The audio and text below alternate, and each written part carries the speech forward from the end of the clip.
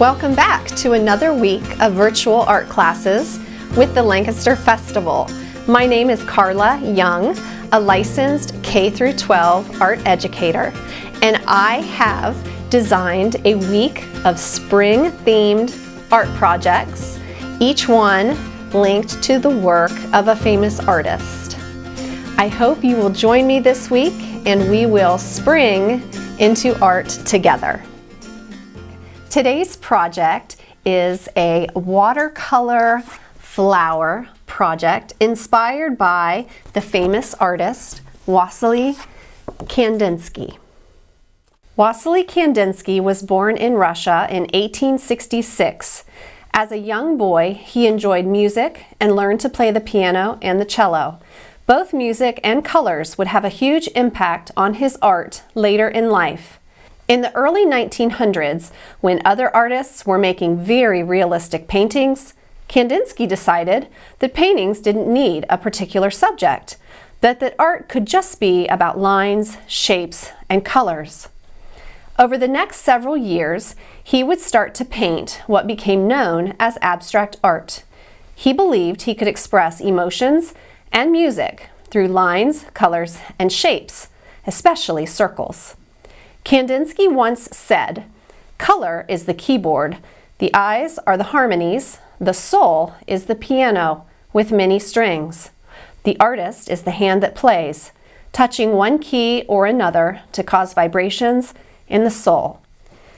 Kandinsky died in 1944. He is now considered to be the father of abstract art. So let's get started with today's project. The first step in today's project is creating a watercolor background. As you can see in this example, I chose the warm colors of red, orange, and yellow, and I made horizontal stripes with my watercolor set behind my flowers. And in this example here, I chose a variety of colors, and I put these colors on in a diagonal stripe, just to give it a little more whimsy, a little more fun. So it's completely up to you what colors you use and how you apply those colors for the background. So you are going to need a somewhat sturdy piece of white paper. 8.5 by 11 or 9 by 12 is fine. I arranged both of my examples in a vertical format, or you could use horizontal. It's totally personal preference. So I'm going to open up my watercolor set. I'm going to grab a brush, and I have some water and a paper towel handy. So the first thing I want to do is put a little bit of water on top of the colors that I want to use in my painting. All right. And if you have watched past videos, you will remember me saying that when we paint with watercolors, we are actually painting with colored water. So we let the water that is sitting on top of our paint change to the color of the paint, and then we are painting with the colored water. You never want to scoop the sticky paint out of the tray. It won't dry correctly on your paper. It'll stay kind of shiny, kind of sticky. It kind of makes a mess. So just make sure your brush always has lots of water in it. And then what's kind of fun is where the two colors meet, you can make the watercolors touch. They'll kind of blend into each other, and sometimes you get some fun effects that way too. So I'm going to go into yellow now. And notice I'm just painting my stripes back and forth. I'm going on a diagonal line here, but you can do it horizontally, vertically. You could even make it more splotchy. It wouldn't even have to be striped. It's completely up to you. And I might go back to orange now.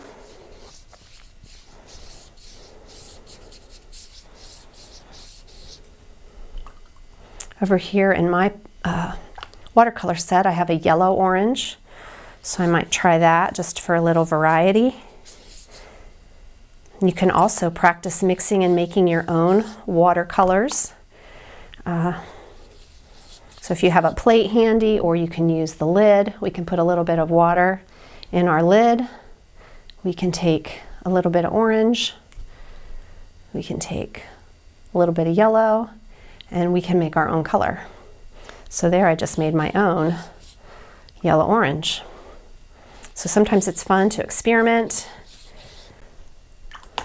Maybe now I'll go back to red. You can see how the colors blend into each other, where the wet watercolor touches against the wet watercolor. And you're just going to keep going until you fill up your page. And then we're going to set that aside to dry.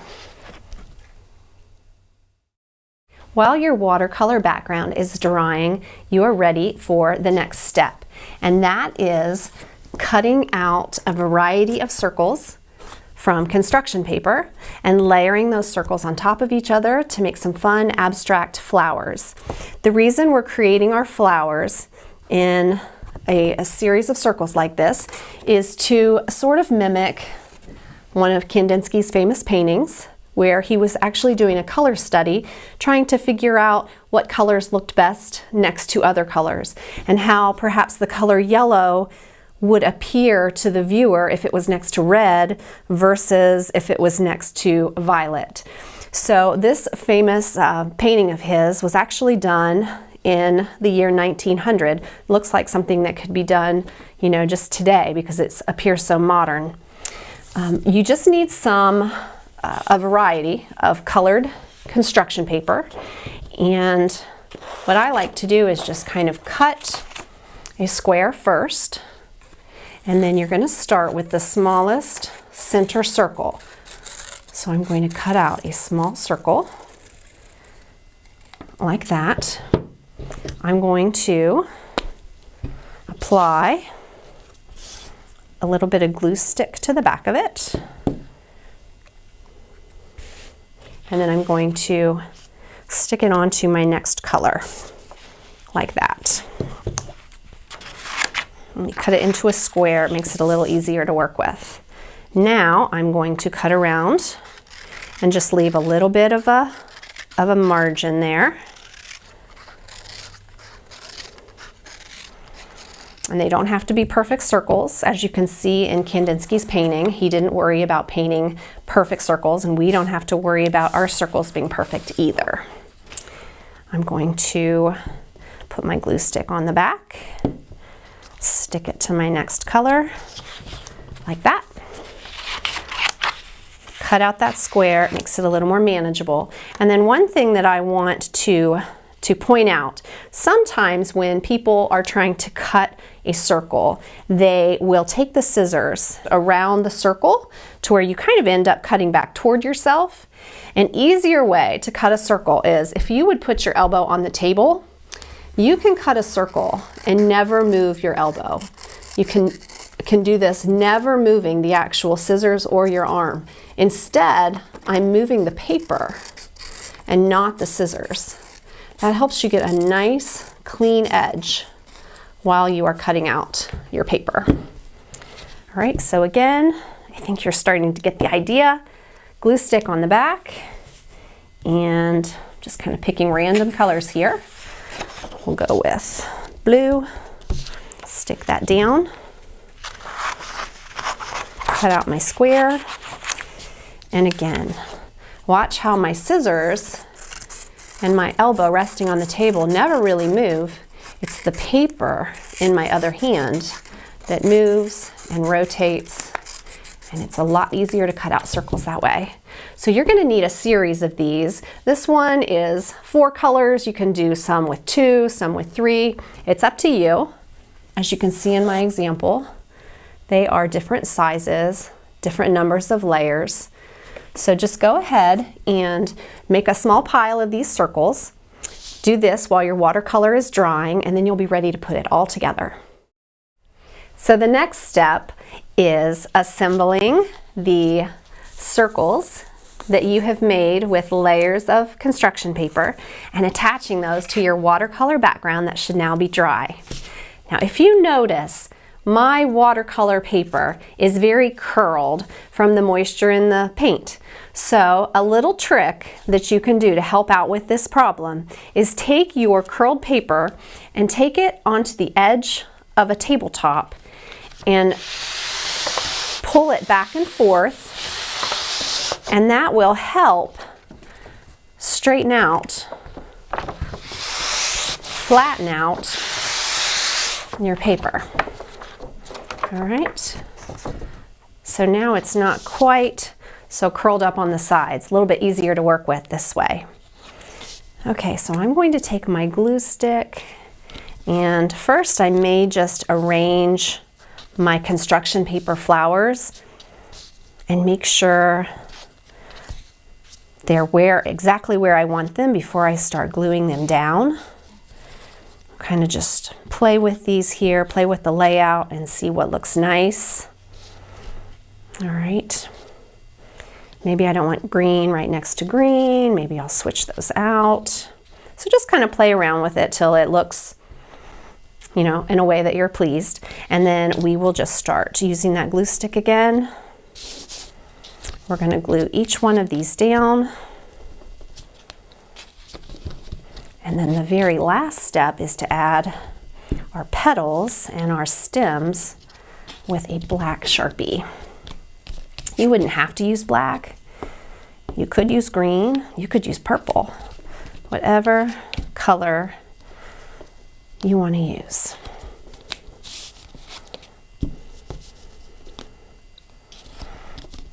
And in my opinion, the black Sharpie lines, that's the easiest part of this project. And that's the part that really ties it all together and makes these look more like flowers. So here's what I've got so far. And next up are the stems and the leaves.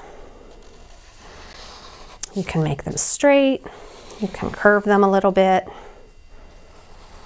One stem might go behind a flower.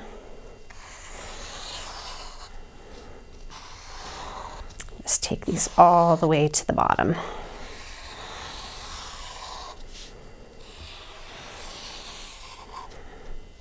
Now you could leave it like this if you wanted, or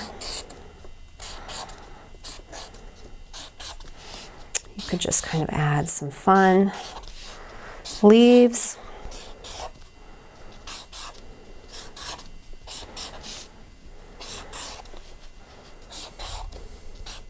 You could add some blades of grass if you have some empty spaces between. All right. We could even put some little leaves up higher. Whatever you think looks nice.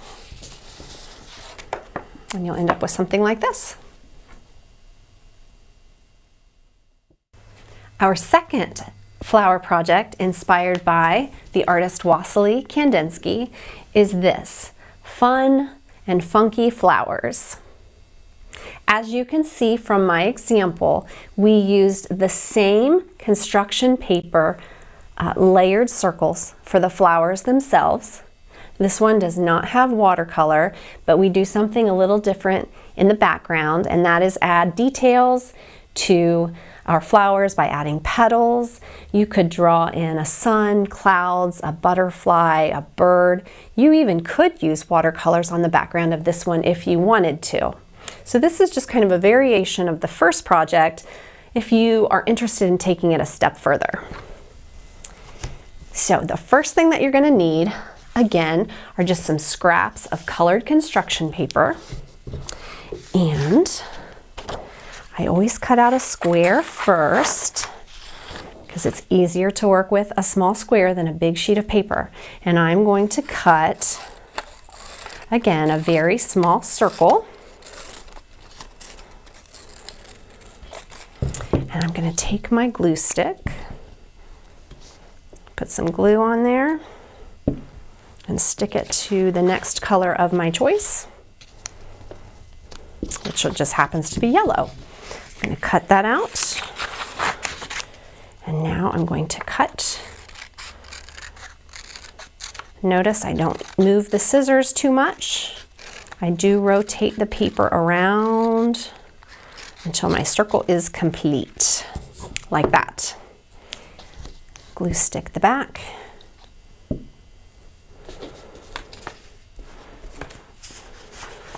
gonna glue this to, oh, yeah, that'll look okay. Glue it to purple.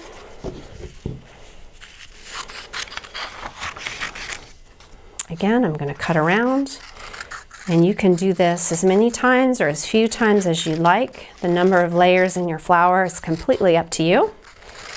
The only rule is that you are creative and enjoying the process. So once you have a handful of these colored circles, we're going to start arranging them to our white sheet of paper. Again, for this example, I just used a plain sheet of white. You could actually glue your flowers onto a colored background, or you could watercolor the background first. I'm going to just lay these out similar to how we made the last project, and kind of get them the way that I want them. Maybe I'll just do that. Okay. So once they are exactly the way you want them, we can glue these down. Your paper can be positioned vertically or horizontally, your choice.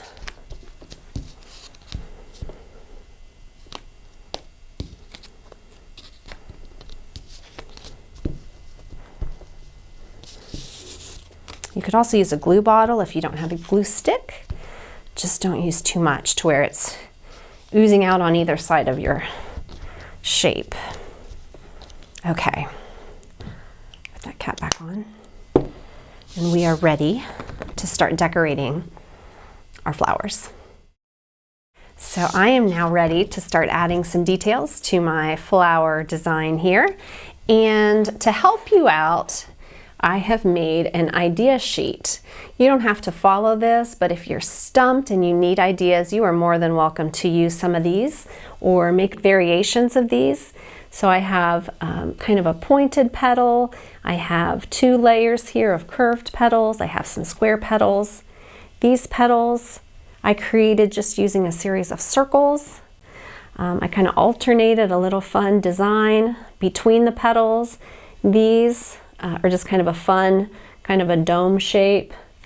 I alternated a curved and a pointy petal. So lots of different things you can do to give some variety to your petals. And then for the inside of the circles or the inside of the flowers, you can totally leave them blank, or you can add a fun little design in the center of your flower if you'd like. So I'm going to take my Sharpie. If you want to draw in pencil first and then go over your lines in Sharpie, that's not a bad idea because you can erase pencil and you cannot erase Sharpie. But I'm going to be brave, and just for the sake of time, I'm going to try it with Sharpie. So my first step, similar to that last project, I'm just making the stems to my flowers. I'm going to add some leaves.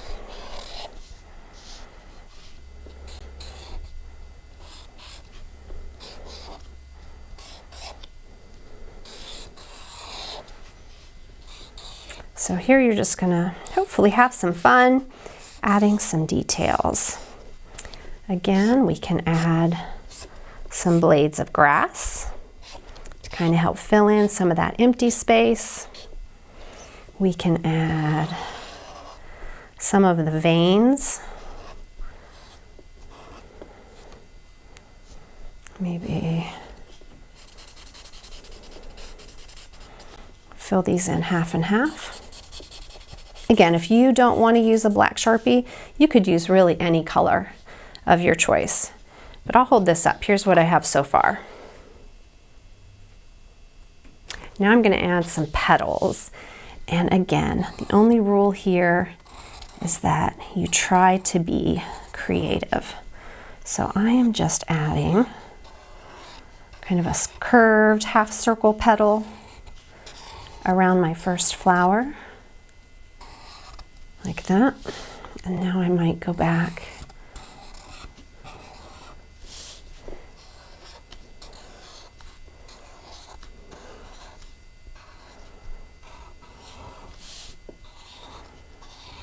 You can make these as simple or as fancy as you wish.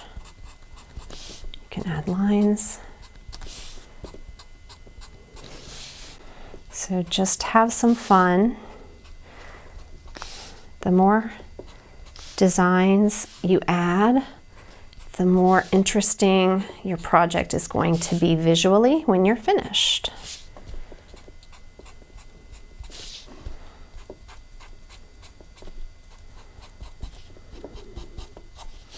All right, we can add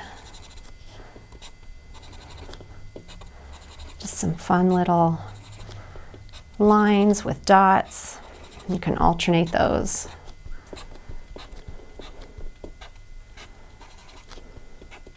So you get the idea. We can do that all the way around. What else? We could do some pointy petals.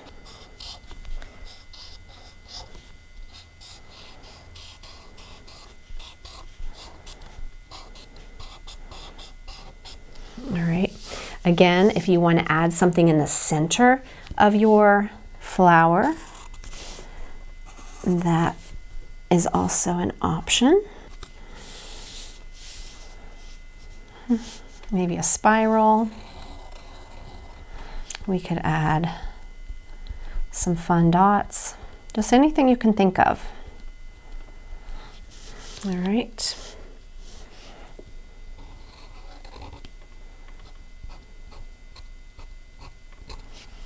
Okay, so you get the idea there. And then the last thing you're going to want to do is you can paint your petals and stems and background. You can add colored pencil. However you want to add color to these, that is up to you. So I just have a set of colored pencils here.